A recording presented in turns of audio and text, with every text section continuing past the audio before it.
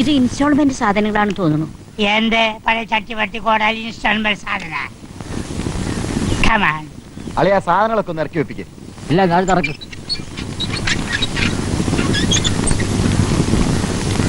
Come on, children, come on, come on. Where are you going? Who are you? What you want? അത് തന്നെ ഞാനും ചോദിക്കുന്നേ. എന്റെ നിങ്ങൾ ആരാ? എന്താ ഇവിടെ വേലക്കാരനാ? എന്റെ വീട്ടിൽ കയറി വന്നിട്ട് ഞാൻ ആരാണ്? നിങ്ങളുടെ വീടോ? പിന്നെ എന്താ ഡൗട്ട്?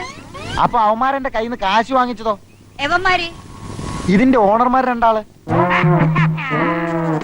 അപ്പൊ ഞാൻ അറിയാതെ നീ കാശ് വാങ്ങിച്ച് ഈ വീട് മുൻപർക്ക് വിറ്റല്ലേ? ഞാൻ അറിയാതെ നിങ്ങൾ ഇവന്മാരിക്കുന്ന കാശ് മേടിച്ച് വീട് വിറ്റോ? നിങ്ങളല്ല അവന്മാര്.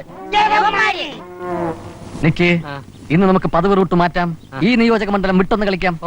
അല്ലെങ്കിൽ ചിലപ്പോ ആ വാടകക്കാരൻ ഹെൽത്ത് ഓഫീസറുടെ ബൂത്തിൽ ചെന്ന് ചാടിയെന്ന് വരും. ഓ, ഇന്നാണല്ലോ അങ്കിളും ആന്റിയും ആ വാടകക്കാരനെ പടി അടച്ച് പിണ്ടം വെക്കുന്നത്. അവർ പടി അടച്ച് പിണ്ടം വെക്കുകയോ പടി അടയ്ക്കാതെ പിണ്ടം വെക്കുകയോ ചെയ്തിട്ട് അതൊക്കെ അവരുടെ കാര്യം. നമ്മളെന്തിനാ ആവശ്യമില്ലാത്ത കാര്യത്തിൽ തലയിടുന്നത്? എന്നാലും നമുക്ക് അവരൊന്ന് ഹെൽപ്പ് ചെയ്യണ്ടേ? ഇപ്പൊ തന്നെ നല്ലൊരു ഹെൽപ്പ് ചെയ്തില്ലേ? അതുപോലെ നമ്മുടെ കാശും കിട്ടിയില്ലേ?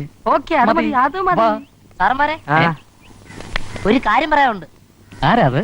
ഒരു പരിചയമുള്ള ശബ്ദം. അതെ, ജോലി ശുപാർശ 2000 രൂപ. അവനാ വിട്ടോ? ആയിക്കോട്ടെ, അവൻ പുറകെ തന്നെ ഉണ്ട്. ഈ റൂട്ടും മാറ്റാം. മാറ്റാം. ഓടല്ലേ, നിക്കണേ, ഒരു കാര്യം പറയാനുണ്ട്. ഞങ്ങൾ വളരെ ബിസിയാ. ഇന്നൊരു മിന്നൽ പരിശോധനയുണ്ട്. അതുകൊണ്ട് മിന്നൽ പോലെ പോയിക്കൊണ്ടിരിക്കുക. കാര്യങ്ങൾ കേൾക്കാനുള്ള ടൈം.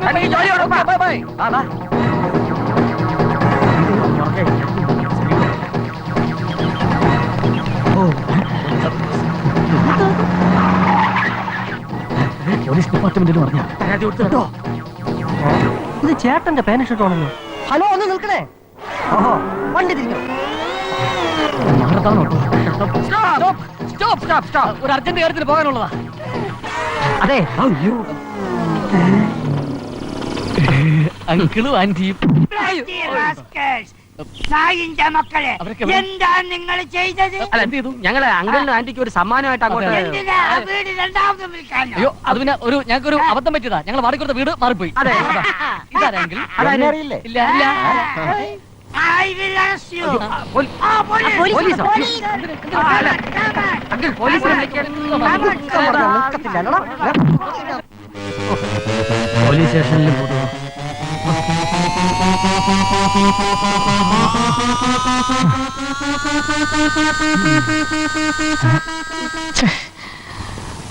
കുംഭകോണവും വാണിഭവും പോലുള്ള വൻകിട തരികടകൾ നടത്തുന്ന മാന്യന്മാര് ഇവിടെ നാട് ഭരിച്ച് വിലസുന്നു.